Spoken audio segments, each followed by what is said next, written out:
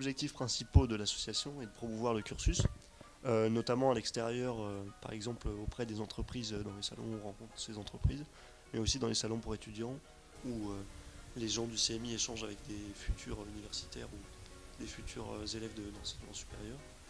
Et ça permet d'augmenter un petit peu la renommée du cursus qui gagne à se faire connaître. Et le second objectif de l'association, c'est de rapprocher les CMI, de créer plus de cohésion au sein des promotions, pour que dès qu'on arrive en CMI, on se sente faire partie d'un groupe et qu'ensuite des relations plus fortes puissent se former et que ces relations puissent porter leurs fruits aussi dans les relations de travail qu'il va y avoir.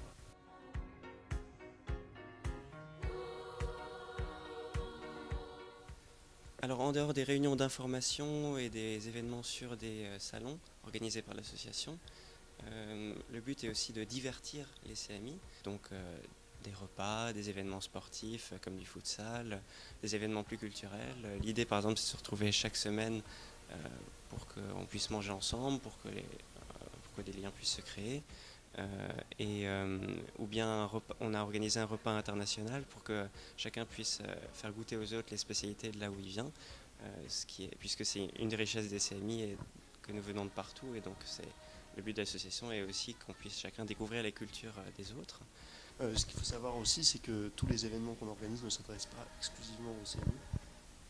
On organise par exemple parfois des événements qui s'adressent à toute l'université, comme la Welcome Week, événement pendant lequel on avait organisé une tombola. On a aussi organisé des ventes de crêpes par exemple, ou de thé ou de café. Donc ces événements s'adressent évidemment à tous les gens de la fac. Et on essaye aussi, avec les événements qui s'adressent exclusivement en CMI, d'avantager les gens qui sont adhérents à l'association, puisqu'ils ont une carte d'adhérent qui leur permet des fois d'avoir des réductions ou des avantages par rapport à.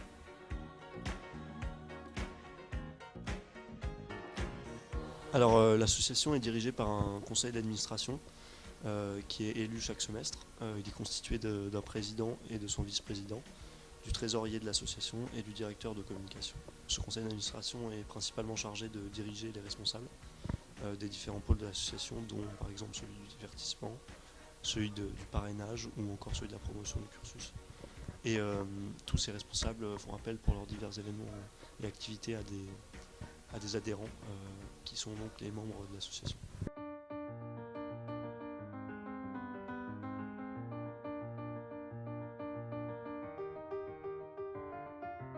Donc chaque première année reçoit au début de l'année le pack CMI.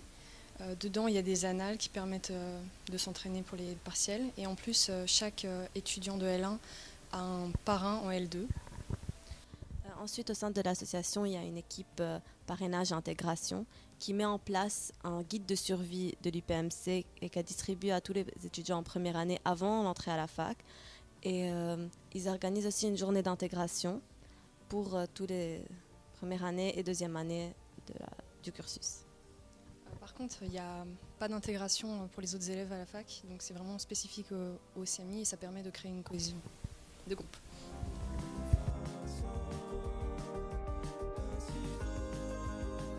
Déjà, on se retrouve tous à la fac au début de la journée. On mange tous ensemble.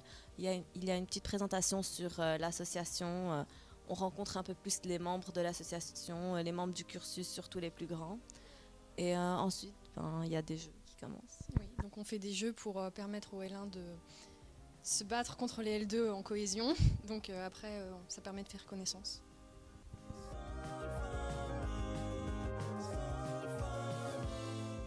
Non, pas du tout. Par exemple, j'ai des amis dans la fac, donc je les vois toujours. Et en plus, dans les amphis, on est mélangé avec les étudiants des autres sections. Il y a aussi plein d'étudiants en CMI qui participent à des événements d'autres associations de la fac, donc c'est une occasion pour rencontrer d'autres personnes. Mais c'est juste que tout le parrainage et l'intégration qu'on fait au début, c'est rassurant pour les étudiants qui viennent. La fac c'est grand, il y a 30 000 étudiants, donc ça les aide.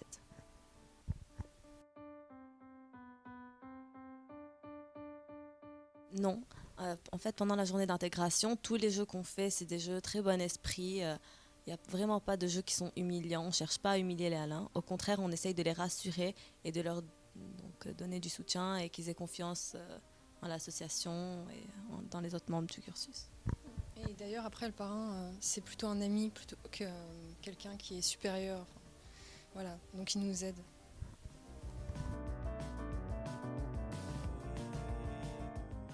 Les responsables du pôle intégration de l'association mettent en place un questionnaire pour les L1 et les L2 du cursus qui distribue pendant les vacances scolaires. Et donc après, une fois qu'ils ont les réponses des questionnaires, ils forment les meilleurs couples parrains bisu grâce à des questions personnelles et des questions un peu plus générales. Donc comme ça, les premières années peuvent poser des questions à leurs parents, donc même avant la rentrée, enfin, des questions sur les cours, sur les endroits sympas à la fac, ou même autre chose.